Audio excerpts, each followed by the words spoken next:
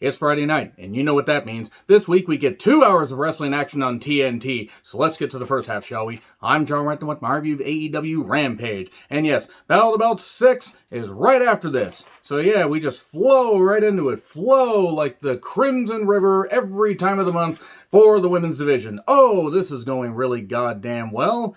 So yeah, we're live this week, pal. They're in Kingston, Rhode Island, that is.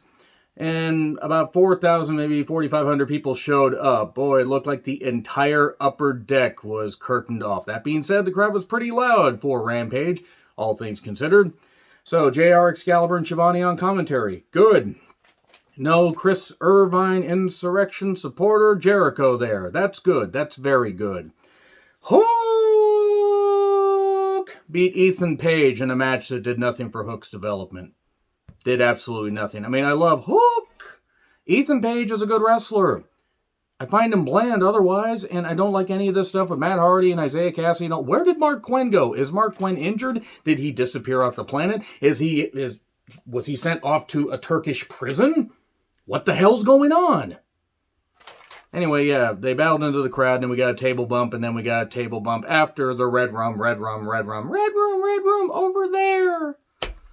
Send a few people from this show to the Red Room to never return again. So anyway, yeah, good victory for Hook. Why I said it that way, I don't know.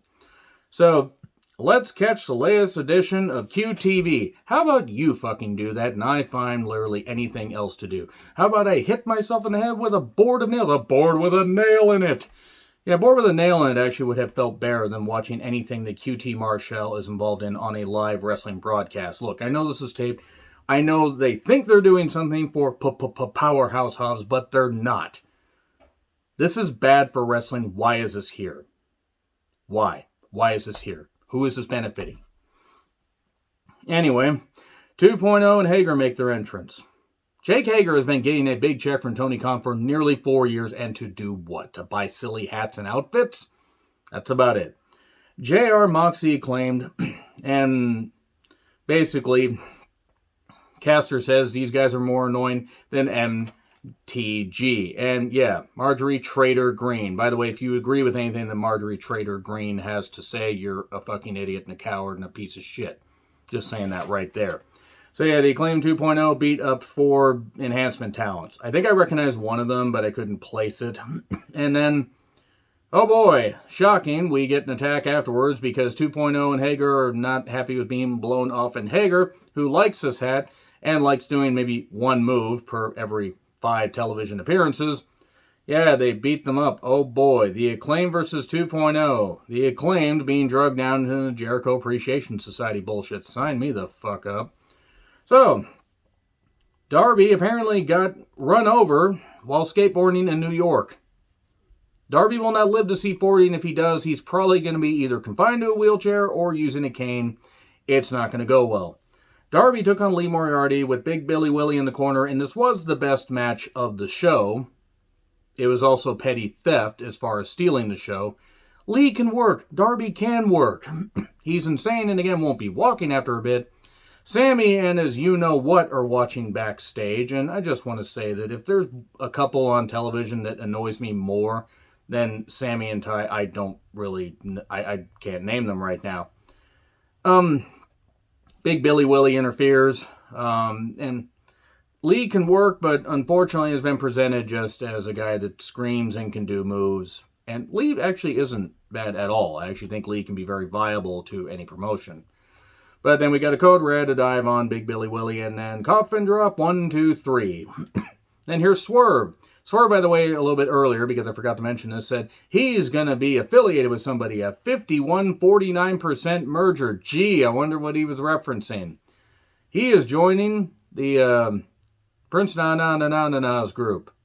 And Brian Cage shows up. And then Brian Cage lays out Darby. Darby plays dead. I'd play dead too if I had to work with Brian Cage. Okay. They're just putting people in groups and combining groups, and none of this really means anything. No wonder Rampage feels meaningless. Speaking of meaningless, even though Taya Valkyrie is not meaningless, and Jade was in the backstage area. That's all I gotta say. I don't know why RJ City is allowed on a wrestling program. I don't know why RJ City is allowed anywhere in public.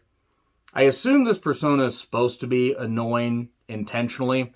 This works if you're a manager or a good heel wrestler. If you're a backstage interviewer, an alleged backstage interviewer, and you're trying to be an annoying talk show host, all you do is drag anything down that you're involved in.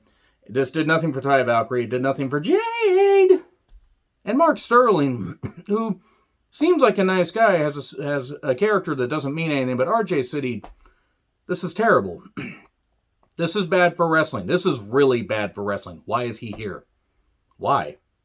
I don't know. He pretty much nearly destroyed any chance of the Revolution pre-show being halfway good by doing bad comedy, so I just don't get it. God, if he's going to be a regular on AEW programming going forward, God, they are in trouble. They are in real trouble. I mean, they're in trouble because of the backstage stuff. They got some good matches going on, some good feuds, but oh boy.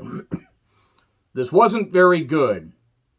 Speaking of not very good, Anna Jay and Julia Hart, who both have bright futures. I don't know who sung Julia Hart's theme. I don't know if she was just mouthing the lyrics. I don't know if she can sing, but they've been building stuff. You touch Julia Hart's hat. You mess with the hat, you touched it, now she's going to attack you. This was the main event of a cable television wrestling program, and while I'm glad the women are getting more opportunities, these two aren't ready yet. Anna making her return recently after having busted ribs. I'm glad she's all right. This was twice as long as it needed to be. This was not good. This was sloppy. This was awkward. We got a moonsault for two. Anna kept going for the Queen Slayer. And then Julia later got outside, threw a chair in. The referee put the chair back, put the chair out on the other side. Distraction, missed spot. And the most devastating maneuver in all professional wrestling, surprise, roll up 1, 2, 3. And there you go. Julia wins, and we go straight to Battle of the Belts. As the broadcast ends, Jane starts playing. So yeah, there you go. And Julia looking all angry and whatever. Apparently, I believe Julia and Lee Johnson got engaged. Good for them. Happy for them. That main event, not very good. This show, not very good. Let me know your thoughts in the comments. Like, share, subscribe, Twitter handle in the description. I'm Charmantland. I'll see you soon.